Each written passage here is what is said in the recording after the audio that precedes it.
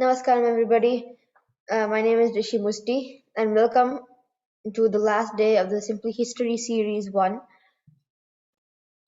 So, it's been really good, and it's been really great uh, exploring with you about Indian history. So, before we begin, I'm just going to say that if you want to check out my channel, which also has Indian history on it, it's called Simply History, and you can go check that out. Okay, so without any further ado, let's begin.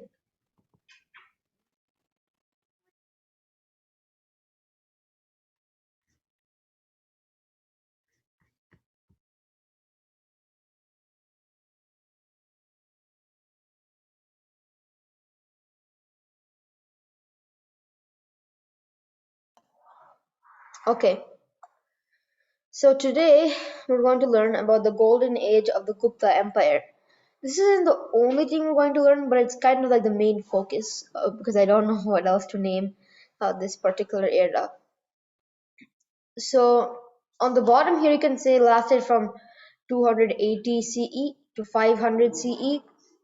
Um, but what we're actually studying right now, you can actually take it back to like 200 or maybe even 100 CE to 500 CE. So now we're just going to do a recap of the fall of India's major empires, which were the Mauryas and Satavahanas. So the Mauryan Empire was fractured into small pieces after 185 BCE. So North India basically became like a patchwork of small states, but they were large dominant ones, like the Western Kshatrapas and the Indo-Greeks. And the Satavahana collapse in around 200 CE had a similar effect. It once again became like a patchwork of local kingdoms. So for some time, this is how India would be like. It would be like declines in Greek and Buddhist influences. So this is why that the wars and fighting during this time has been happening so much that there were no actual real patrons of Greek influences or Buddhism or Jainism. There were no patrons during this time at least. So they slowly started to erode from India and go elsewhere.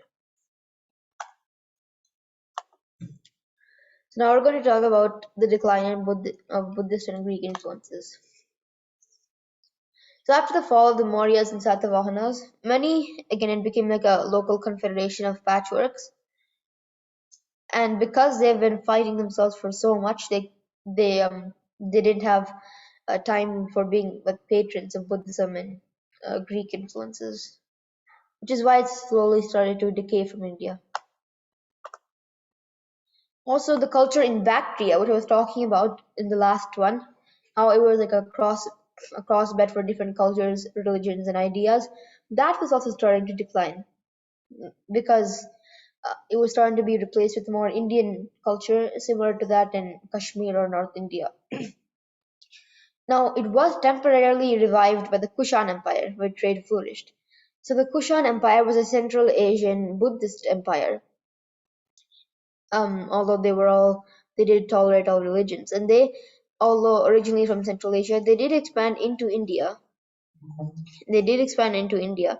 And they kind of temporarily brought back Buddhist and Greek influences. But after this, these new hybrid cultures, they wouldn't exist. They would just merge with the ones that are already there, because by this time they're having kind of less and less influence by Greece. Like even the Seleucid Empire, which was the Persian Empire ruled by Greeks, was now the Parthian Empire, which was just a Persian Empire ruled by Persians, Iranians. So because of that, there was like a barrier gap, and there was a maritime trade route. Meaning they would have still traded with the Greeks, but it wasn't as extensive as it was back in, say, 100 CE. So now we're going to talk about the rise of the Pallavas, Kalabras, and Vakatakas. So in South India, the early Pallavas in northern Tamil Nadu, or you can also say like southern Andhra, started to rise. So they actually started to revolt against the Kalabra rulers, and the Kalabras were basically like the rulers of the Tamil state. Never before this has the Tamil state ever been unified. This is the first time the Tamils were being unified under the Kalabras.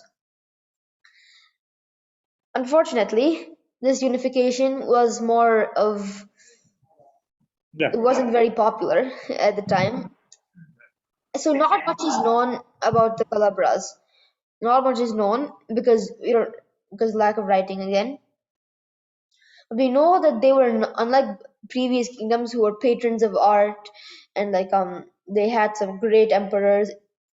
Instead of that, the Kalabras were actually they were not patrons of art or culture, and they were actually considered quite cruel. The Kalabras themselves were actually Buddhists and Jains, so they ended the practice of giving cows to Brahmins. They would prosecute Brahmins, and they tried to give all those to the Jains, but even Jain and Buddhist sources mention how cruel the Kalabras were. So, not the best kingdom to be in. So, the Pallavas were the exact opposite. They were patrons of art and architecture. However, they weren't properly like rise into an actual empire until like centuries later. We'll see this with the Cheras, Cholas, and Pandyas too, like I talked about before, the three crowned kings of Tamil Nadu. Originally, they would have been there for hundreds of years, but they wouldn't have actually grown into empires until at least 1,000 years later. So it's the same thing with the Pallavas. But instead of being patrons of art and architecture that was influenced by Buddhism and Jainism, which they kind of were, or Greek influences, they were more of the Hindu influential type. Although they did tolerate Buddhism and Jainism. And then around like 250 CE, the Vakatakas emerged in modern day Karnataka. So the Vakatakas basically they the Vakatakas ended that patchwork of confederations in India, and they started to actually make it a proper empire once again. They temporarily brought back Buddhist and Jain influences back to the Deccan, and they were huge patrons of architecture. So if anyone knows what the Ellora, Ajanta, or Elephanta caves are, these caves these caves are they're like almost like a Buddhist stupas, and they were all built by the Vakatakas. So I'll give a picture. This is just like the map of what it looked like around this time. So you can see here they're the Vakatakas. So they basically had the same extent as the Satavahanas. They were pretty powerful.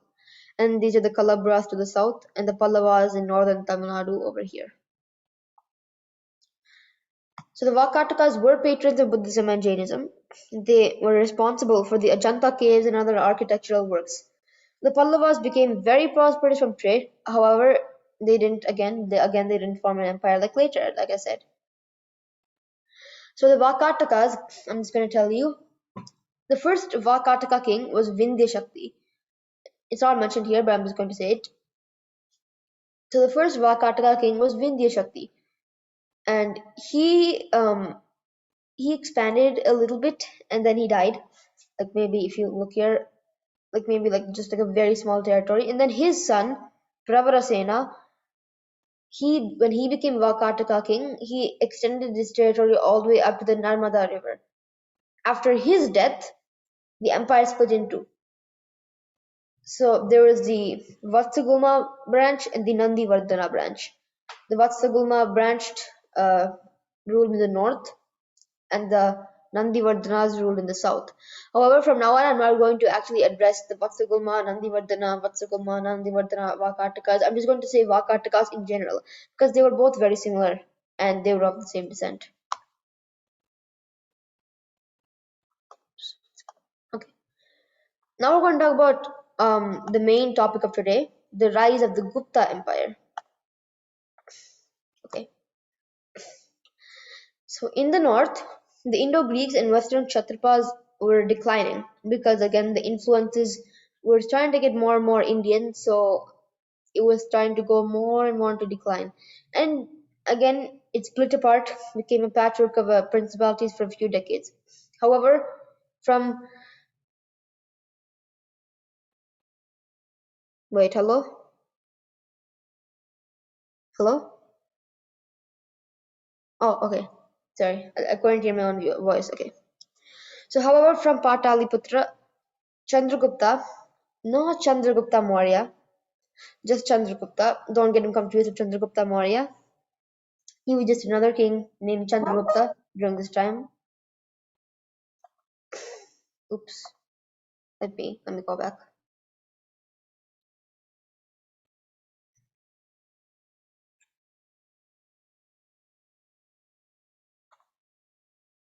Oh my. Okay. I think I went up some time back. Okay. Yeah. So when North India was going back into a patriarchal confederations, from Pataliputra, Chandragupta, again not Chandragupta Maurya, don't get him confused, he was just called Chandragupta, invaded the Bengal or Vanga region, and he was a very tolerant king and he enhanced Hindu influences over India. So King Chandragupta of the Gupta Empire had his domain stretching from the Doab all the way to Vanga. And later he made conquest of Sindh and Ujjain as well. And they grew strong diplomatic relations with the Vakatakas and both flourished under a golden age. So Chandragupta was a very expansionist ruler, a warmonger, but also a very pious and, I guess, traditionalist man. So he also made huge diplomatic relations with the Vakatakas, who were also by this time getting kind of in like a golden age. So by this time, almost all of India was in a golden age. Northern India was ruled by the Guptas. They were ruling under a golden age of literature, architecture. We're going to talk about that in astronomy as well. The Vakatakas who ruled like most of say the Deccan, they flourished in a golden age of mostly architecture but also Buddhist and Jain influences. And southern India, basically the Kalabra Empire, they didn't they were not in a golden age. But the Tamil kings that were there, the Pallavas for example, and the by this time the Kalabras were getting kind of unpopular. So smaller kingdoms were starting to pop out of them. They were having strong influences with trade with say Arabia. So Chandragupta had a few succession issues. So although his oldest son was Kacha, he was supposed to take the throne, and he was a huge warmonger, not very pious. He wasn't looking to a golden age. Not the best person you'd probably be looking for to become a king. His younger brother, Samudragupta, was the exact opposite. Very pious, very traditionalist, well trained as well. So he was expected to become king after Chandragupta would die. This did not make Kacha happy, and Kacha and Samudragupta started like a temporary civil war. Kacha would also flee to, say, like modern day Kalinga, and that would drive kind of Samudragupta to attack him in Kalinga. And finally, when Samudragupta solidified his rule over the Gupta Empire, their power was immense. So he expanded down to the Kalinga coast, meaning he also now had access to trade. And the domain extended all the way even to Tamil Nadu, just bordering the Vakatakas. So it was by the time that the golden age that the Guptas had flourished in, the one I was just talking about, it made the Mauryan and the Satavahana golden age look like nothing. Because this golden age was huge. It wasn't just a golden age for that specific kingdom, it was a golden age, it was like an advancement for all of India itself. It wasn't something that would just be Oh, it's a golden age and then forgotten. Oh my god, it's a good golden age again. No, it's just forgotten. It's not like that. It had a huge impact on Indian education as well. So, Samudragupta's reign marked the beginning of the Gupta age, the golden Gupta age. So now we're going to talk about, I guess, the three main aspects of Gupta of the Gupta Golden Age. So one is going to be arithmetic and astronomy, then poetry by Kalidasa, and then also architecture. So I'll just go ahead with architecture just now. This image you see below here, these are the Ajanta caves. So, okay, let's start with arithmetic and astronomy. So the Indian scientist Aryabhatta lived during the Golden Gupta Age. So he basically revealed new revelations about astronomy unknown before, such as heliocentrism, how the Earth rotates on an axis. All of these, um, all of these theories about space he invented, and he was also a very good mathematician. He's credited with being the father of the zero concept, meaning just the concept of the number zero.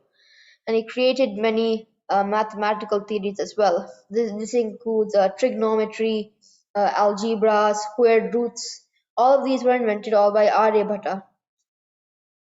So how this information got to Europe is through the Arabs. So the Arabs by this time, well, much later, say like 700 CE, they were also flourishing in a golden age.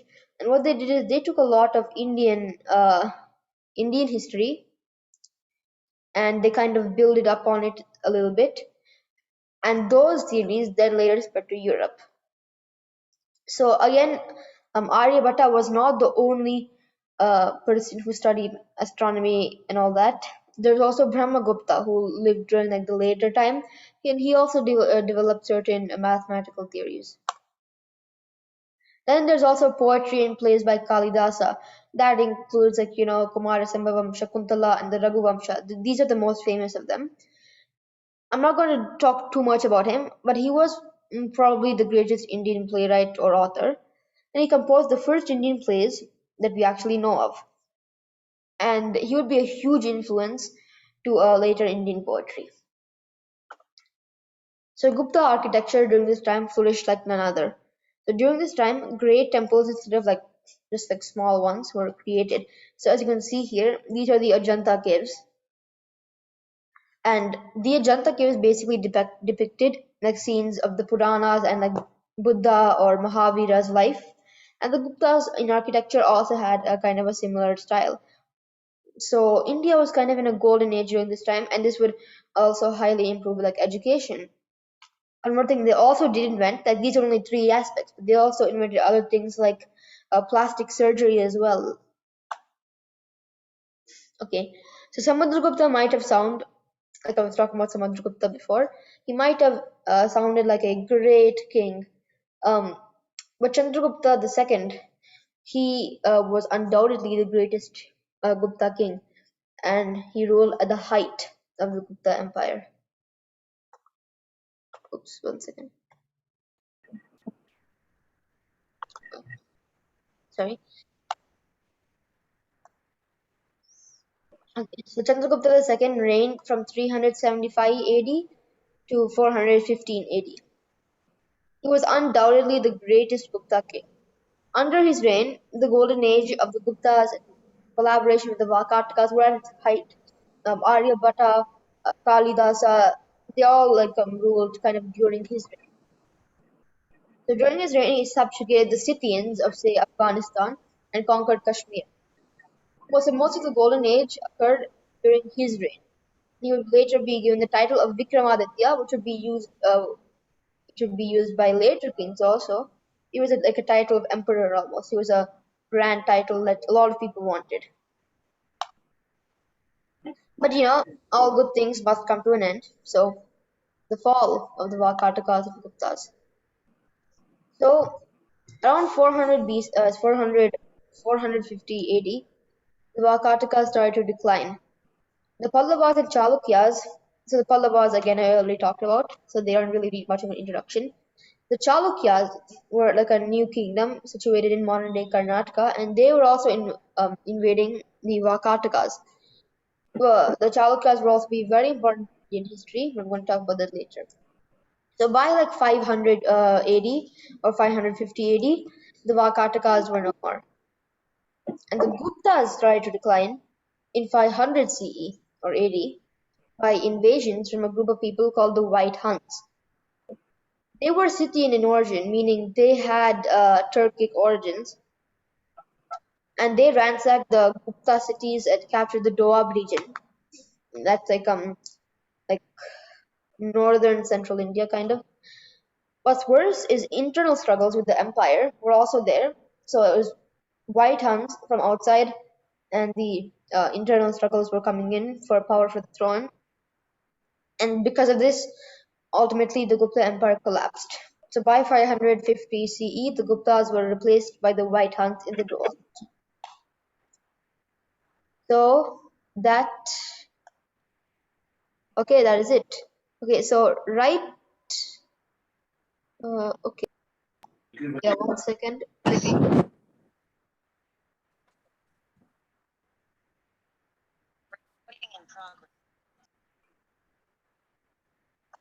Okay, just 1 second. Thank you very much.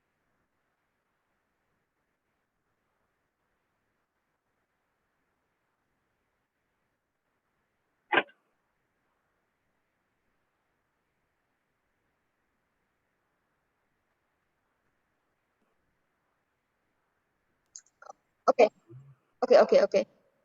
Um, okay. Now what I'm going to do is I'm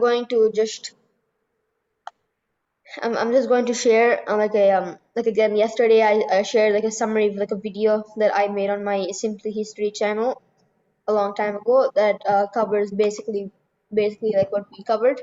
So we still have like a good 8 more or 6 more minutes, so I'm just going to share that.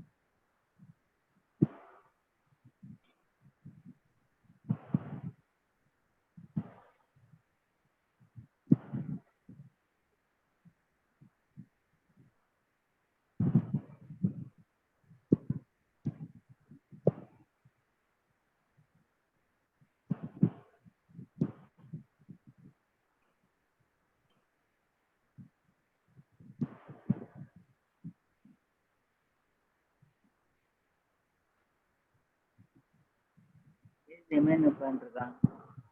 What's happening? Huh? Yeah, okay, but out பண்ணிடுங்க.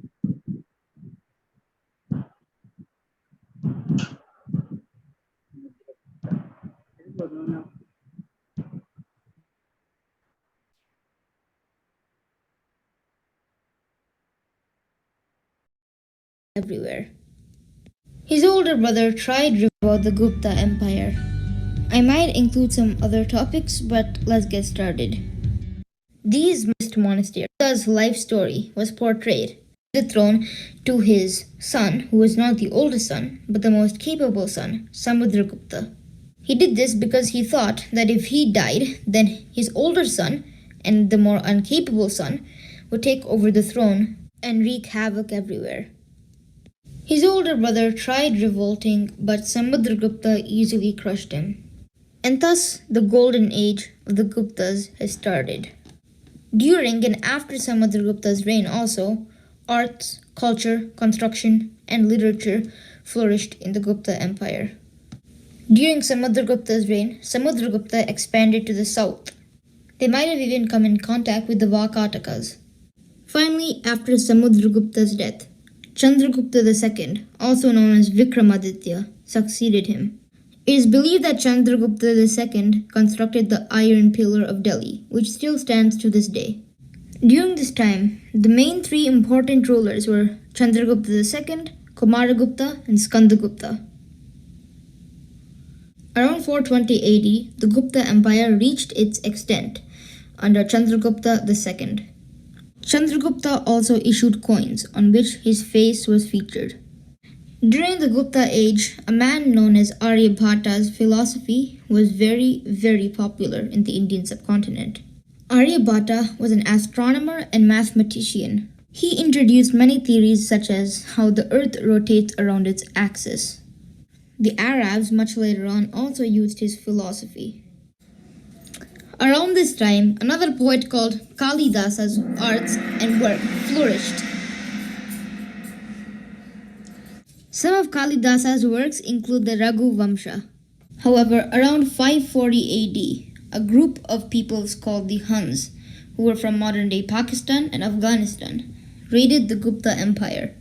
They managed to seize most of North India, and then finally, they raided Bengal and decimated the Gupta Empire around 540 AD. The remains of the Gupta Empire later formed into the Empire of Kannauj.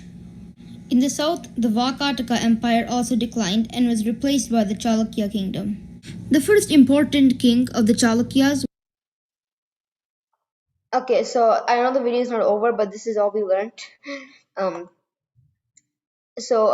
We are going to stop here. So if any of you have any questions, you can ask me.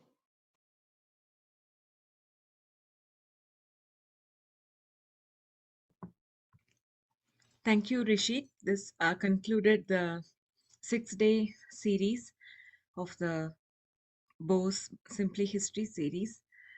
Thank you so much for enlightening us. All the videos have been recorded and it will be posted in the Bose Simply History YouTube channel for everybody's viewing at a later point in time. We would come back next series 2 in a couple of weeks with much more details on the Indian history. I would like to request anybody who wants to come and say a few words before we end this session. We have a couple of minutes. Kindly turn on your video to say a few words.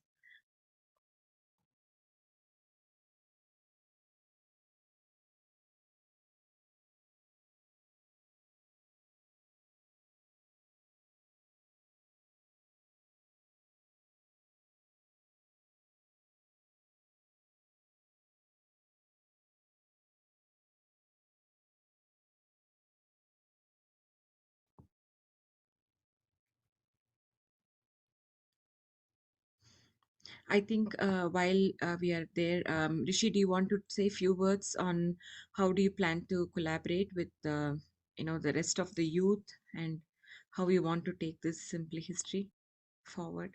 Okay, yeah, sure. So the season 1 isn't going to be the last one. There's going to be a few weeks later. Maybe there's going to be a season 2. They were probably going to complete most of our Indian history series.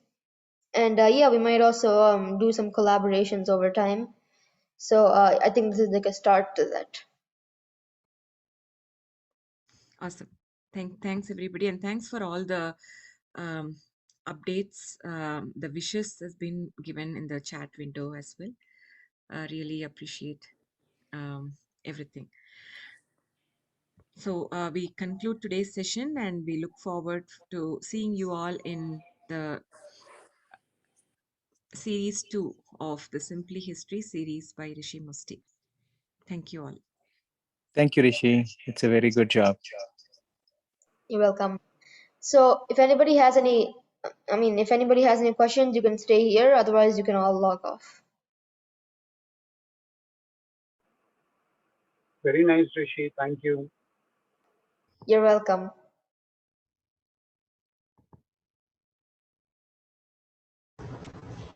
Spectacular job, Rishi. Oh, Akhilesh, didn't notice you're here. Okay, thank you. Bye. You can leave now. Bye.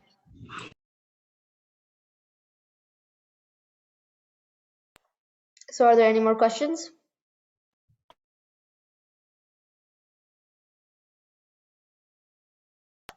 If not, you can all log off.